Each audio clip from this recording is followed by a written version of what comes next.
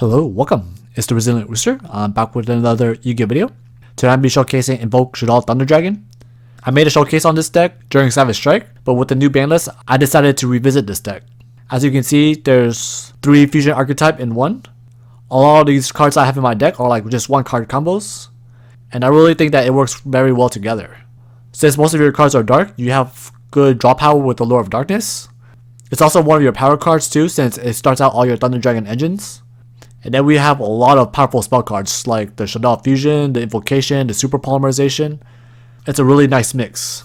With Super Poly at 2, I feel that it's worth running, especially in this deck, since you have multiple targets for Super Polymerization. Since you're playing the Shaddolls and Invoked, you have a lot of different types of attributes that you can use on your opponent's side for fusion material. You have Mega Ball, which is a light target, Construct is a light target.